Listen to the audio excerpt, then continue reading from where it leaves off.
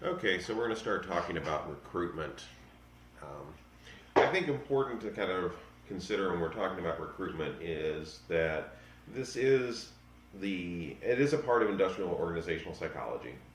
It is definitely generally thought of more in the framework of industrial or personnel psychology, in that it's more on that hard edge. How many people can we get to apply? How many of them are the right applicants? And the fact we've already talked about how our selection systems are somewhat dependent on our pool of candidates. So when we're looking at, for example, a utility analysis of how successful a selection technique will be at getting qualified applicants, one of the main numbers we need to know is the percentage of the total applicant pool that we can choose from. So again, if you have 10 people applying and only 10 positions open, there's really no need to do selection at that point. If those 10 positions need filled and you only have 10 applicants, then you either have zero fillage or you take all 10. And therefore, selection is not going to be very useful. The larger your applicant pool, especially of qualified applicants, then the more successful a selection technique can be at finding the people in that pool that are most suited to do well in the job. And doing well in the job is not just necessarily getting along with coworkers or performance. It also can be retention and general job satisfaction and adding to the positive climate and culture of the organization. So we're not just talking about finding the person with the best skill set, we're also talking about finding that kind of idea of person environment fit. I also like to think of recruitment broadly in the same concept of the science practitioner model.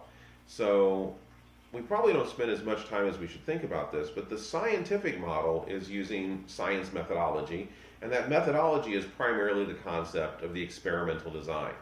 And when you think of an experimental design, you're thinking about hypotheses based on previous research theory and studies. You're thinking about how to add to the knowledge base. But then once you actually have your hypotheses, you're coming up with now you want to test those hypotheses.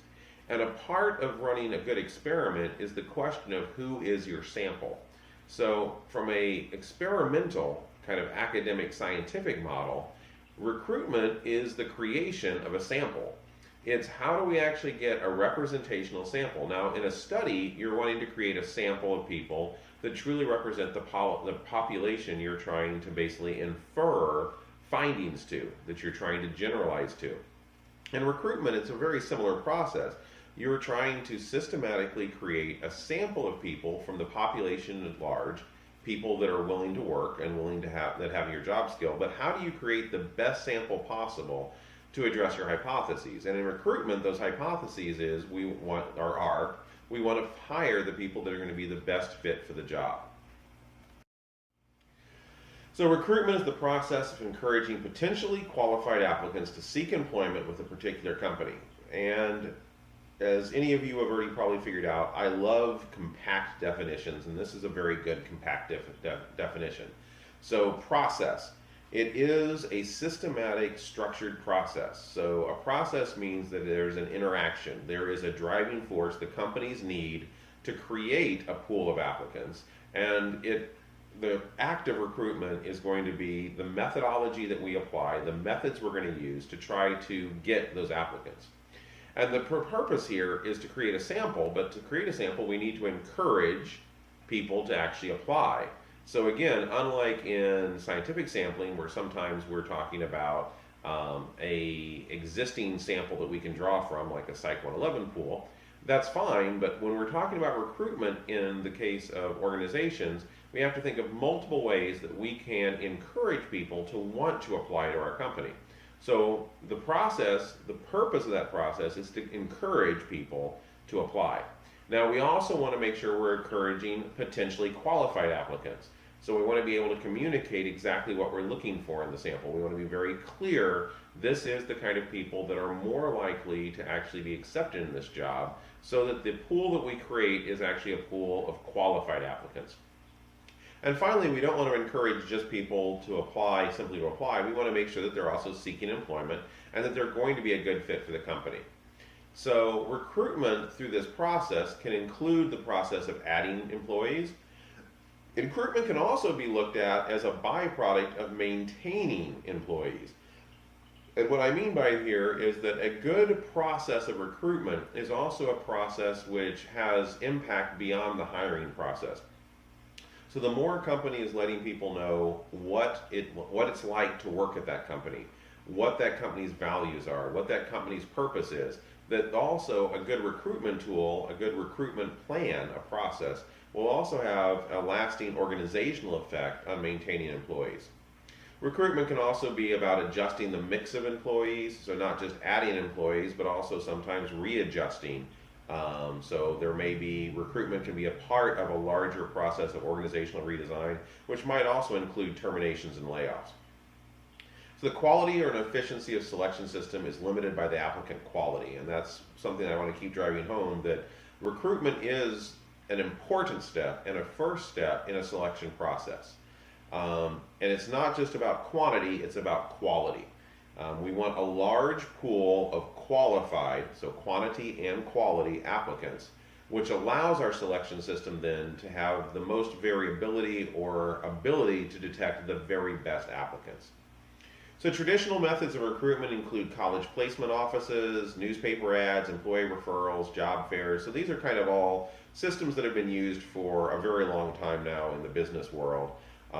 So college placement offices, so organizations can contact colleges, specifically specific programs, with job offers, which they then send on to their recent alumni or graduating class.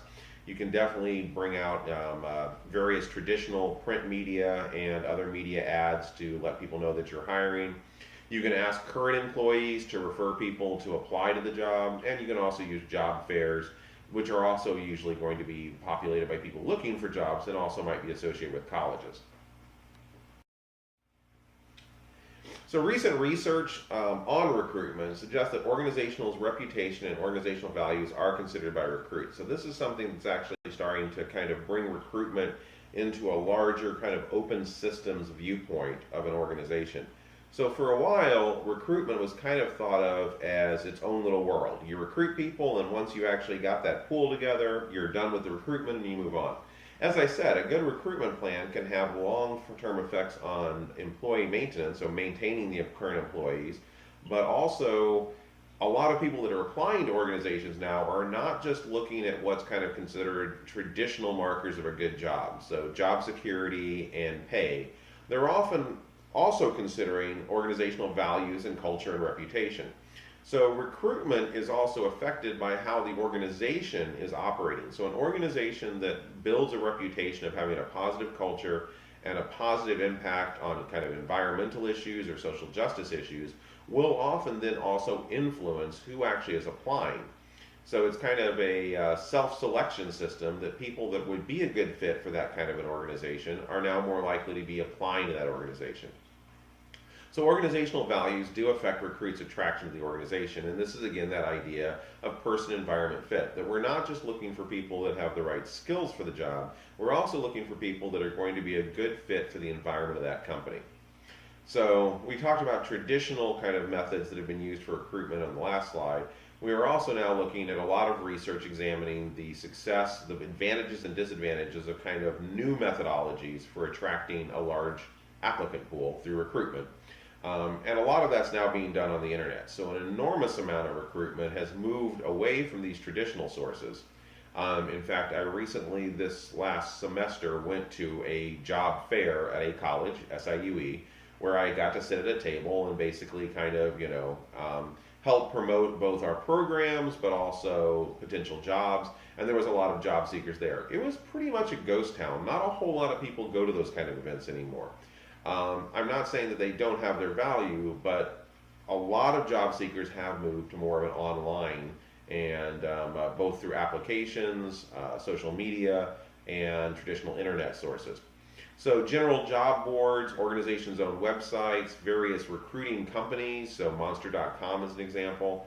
Now again, the advantage here is that it is becoming easier and easier to create a large pool of applicants electronically fairly quickly. In fact, there's numerous organizations that will basically, you can contact and say, I want X number of applicants for this job, and they will send you that many resumes for a fee. The problem here is that generally these matching services are not necessarily generating the same quality of applicants. So you get the quantity, but as far as people that are actually applying to your organization because they want to work in your organization, they are a good fit for your organization, and they have the skills, it's a little bit harder to do through a lot of these general sites. So the advantages of internet recruiting, and I will honestly admit that the research on internet recruiting is, in its very nature, already dated.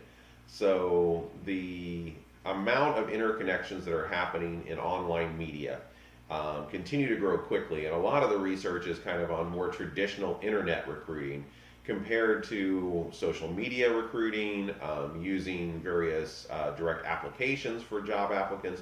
There's a lot of additional technologies that are constantly being accessed and used in the purposes of recruitment. So broadly speaking, kind of the advantages of these new techniques, generally inexpensive and quick and easy to post a job.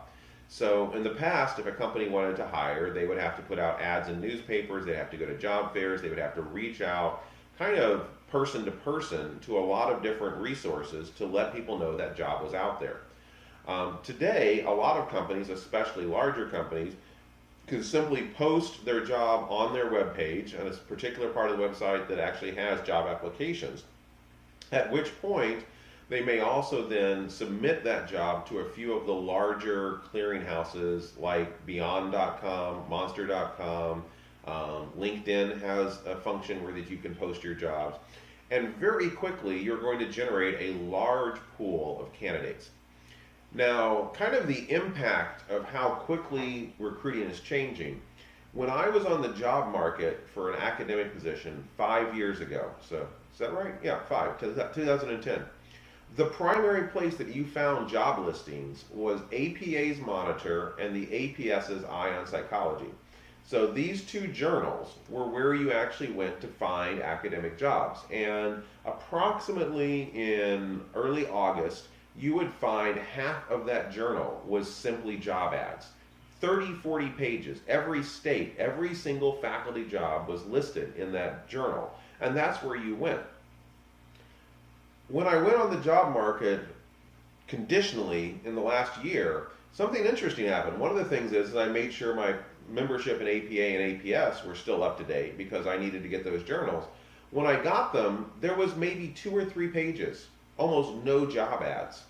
When I went to highered.com, an online job seeking site for academia, thousands of jobs. They've all moved there. No one's paying for those print ads anymore. Actually, very few places are paying for them. Most of them have moved to an online access. So this is kind of an example of how quickly recruitment is changing. So your responses arrive faster in greater quantity. You'll generate a wider range of applicants, and applicants can then be screened by computer. So the big first 3 advantages is it's very quick, it's very cheap, and you usually get a very large pool very quickly. Another advantage is that if you set up the application process correctly, using and taking advantage of internet options, you actually can create also to where people are answering questions that basically allow the computer to weed out unqualified applicants, at least those that are being truthful. Some selection tests can be immediately administered also online to further screen the pool. So you can have people, if they apply and they pass that initial screening by the computer, they can then actually be sent to some initial cognitive assessment training or maybe even personality test, person environment fit testing to again further refine down that field. You also get automated applicant tracking. So by doing this all online, by having it all through one website, you also are you're getting rid of a lot of unnecessary paperwork at that point. The disadvantage to this system is that you tend to get many applicants, and the process of weeding through them is much more difficult. So a former alumni of this program actually works fairly high up in a company that does recruitment for other companies. So they're basically an outsourced consulting firm that mid-sized to larger companies will hire when they need to do recruitment. Now, he actually left the program in the mid-1990s, and I was recently talking to him, and he was talking about the fact that when he started his job, recruitment was all about getting the applicants. So it was that, boots on the ground, making phone calls, placing ads, and that his worry was always getting enough applicants to allow the selection system to work. he said that over the years he has definitely seen a shift, and he was talking about just this last year in his job. Once they put up a job ad, it usually will take him less than a half hour to actually get everything automated and going for a new job posting that they're doing for a client. And within hours, he'll have thousands of applicants. So his job is no longer recruiting, his job is screening, because the vast majority of those applicants will not be qualified because it's so easy to apply for jobs. A lot of people have generic resumes and are simply applying for anything and everything that these online sites suggest to them that they think there's even an outside chance they may be qualified for. And I can see the appeal in my own job searches. I sometimes have to remind myself that if they specifically say 7+ years of experience, they mean that. That's one of the things they're going to be screening on, because they're going to get a lot of people that are like, well, I don't have that much experience, but let me go ahead and apply anyway. So another disadvantage is it may take more HR time to sort through the greater number of applicants. In fact, some studies have found that the new method of recruitment using internet techniques actually has resulted in an increase in costs. That the savings that has happened by getting rid of the necessity of doing job ads and actively hunting out applicants has now been replaced by additional costs of having to screen through the large number of applicants that are actually coming in. And I think that's also one of the areas that recruitment is moving to, is more and more ways to automate that screening process to actually once again take advantage of a quick, cheap, large number of applicants, but also a quicker and cheaper way to find the quality applicants in that quantity. So recruitment plans and programs include a lot of communication. Communication mediums include websites, online portals, newspapers, technical journals, also professional organizations. So for instance, you will occasionally see a posting on the PRAC mailing list that's a part of this department, and also sometimes on our LinkedIn and Facebook pages, job wanted ads. And those are, again, recruiters that have contacted our program and have asked, can you forward this job along? So that's, again, using professional organizations and job fairs. So all of these can include various methods. So recruitment strategy today is about creating a structured plan of what techniques are you going to use. Are you going to use only online communities? Are you going to actually target other employees? So corporate headhunting is still a very good way to find a quality applicant. The idea is find someone that's already doing the job and has already been hired and trained to do the job, and then target them. My wife, for instance, was corporate headhunted by Eli Lilly Incorporated. They actually contacted her and actually asked her if she'd be interested in applying for a consulting job at their company, because through contacts they had heard that she was doing good work in her own company. Diversity sources. So again, recruitment also isn't just a process of the I side, it's also a side of keeping track with EEOC regulations, maintaining information on adverse impact, and sometimes a part of that process is the recruiters, the recruitment strategy, making sure that there are demographic diversity in that actual applicant pool. So professional associations, recruiting at events, outplacement firms, so those are companies that actually create large banks of job applicants that are looking for various jobs. College alumni, so again, IO programs. Pretty much any company that knows they're planning to hire an IO psychologist, one of the things they'll often do is send those job ads to the directors of the various IO programs so that that ad can be sent out to alumni. So you need a job seeker who sees a match and a job seeker that applies. So the idea of a recruitment plan is, how do we get the job out to as many people as possible so the job seekers, A, know the job is there, B, know enough about the job that they can self-select of whether they're a match, and then also finally C, want to work for that company so that that job seeker then applies to that job once they see that they're a fit and once they know the job is there. So our recruitment plans also can be developed in not just what methodology are you going to use to promote the job, to get the job out there, but also whether you're using one-way or two-way recruitment plans. So one-way recruitment plans refer to prospecting. It's where an organization just seeks individuals. So this is an organization that is actively reaching out to create an applicant pool. But there's also two-way recruitment plans, mating, where individuals seek organizations as organizations seek people. And this is often done at higher levels. So, for example, most of the time when you're looking at a one-way perspective is often would be a better way to think of a lot of recruitment plans that are targeting new hires and people at entry-level positions are doing one way. So yes, there are people out there looking for a job, but the organization is more of here's our job and it's open applications, we want everyone to apply. Two-way is more of higher level or non-entry level, where individuals can actually reach out to an organization, and then the organization also decides whether they want to bring that person on. Again, to use my wife as an example, when she first started working for Psychological Associates in St. Louis, that was an example of a two-way matching. Psychological Associates was open to hiring new people, but was not in the process of actively seeking individuals. My wife reached out to them, sent her resume, set up a meeting, came in and met with people, introduced herself, and basically through a process of two-way interaction, the company and herself decided that it was a good match and they made her a job offer. So when we're talking about recruitment plans, we're wanting to actually establish kind of, again, a methodology to it, a structure to it. And generally speaking, a recruitment plan starts with a strong statement of what the human resources needs are. So needs definition.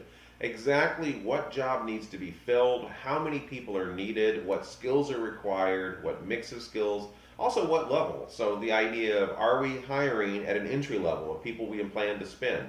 Are we wanting to hire someone that should be able to hit the ground running and already has a particular group of skills and a level of competence? How many people are we applying at each level? So sometimes you'll see job ads that basically are we're hiring at entry level, mid-level, and director level. So that's again a needs definition. The company has determined we need multiple employees at multiple levels. And what are the skills required? So through this process, though, of creating this needs definition, you also need to remember EEOC regulations and also time frames. So the need definition, again, is ideally this is exactly what we need and this is exactly what we want. Now we have to ask, can we get that if we move forward with this recruitment plan, this needs definition, are we going to be able to also satisfy the EEOC regulations as far as the applicant pool? And also, what kind of time frame do we have compared to what kind of time frame we would need? So once we have that needs definition, the next phase of a recruitment plan is candidate generation. So this is basically creating the job ads, getting the information out there, and creating that candidate pool. Then we have response management. So response management is once the pool is complete or large enough, how do we do that initial screening? How do we manage responses? And response management is fairly important. Some parts of response management that are sometimes neglected are also how you treat people that are being rejected from the job. Because again, recruitment does have an impact on the organizational culture. I've applied to a lot of jobs over my life, and a fair amount of them have responded with a fairly polite but short letter letting me know that I wasn't chosen. But a fair amount of jobs I've applied to have also never responded at all. I've never heard back from them. And again, you can kind of imagine, though in neither situation am I happy that I didn't get the job, I think better of the companies that at least bothered to let me know that I had been looked at and I just wasn't a good fit at this time.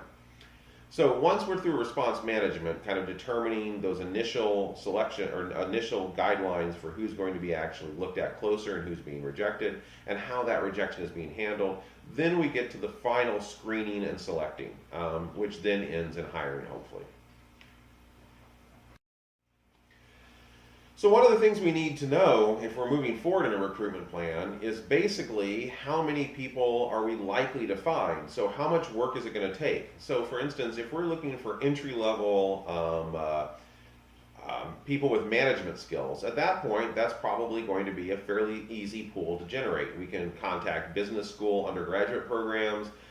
We can send out ads in various trade magazines. If we're looking for a director of human resources with at least 10 years of experience in a Fortune 500 company, that's going to be a harder pool to create a large number of applicants for. In fact, it isn't uncommon, especially for high-level hires, for there to be a very small number of people that are actually qualified that actually make it to the final pool. So one of the things that recruiters need to do is use recruitment statistics to basically try to predict how difficult it will be to create a large pool of quantity and quality applicants. Best sources for data are previous employment records. So one of the things, and this is one of the advantages of online recruitment, is that all of those records are quickly generated, and it becomes fairly easy to make prediction models based on past hiring searches of what the likelihood or the size of the applicant pool is going to be. There's other sources, including U.S. Census Bureau, data, professional organizations, technical journals, similar industries, government agencies. There's a lot of places where you can look at to find out kind of the metrics to help determine how successful a recruitment process is going to be, a recruitment plan will be at creating a large pool of applicants. So definitely beyond previous employment records, you can also be asking such questions as how many people actually have the degree, what is our skill set needed, what is the current unemployment in that particular job field, is this a growth field, is it a field that currently there's a lot of people? So for example, in IO psychology, I would say that currently we're kind of a growth field. And what that means is that often there's not a lot of jobs that remain unfilled in IO psychology. And that is primarily because as jobs open, there is applicants ready for those jobs, but also very few applicants are being left unhired.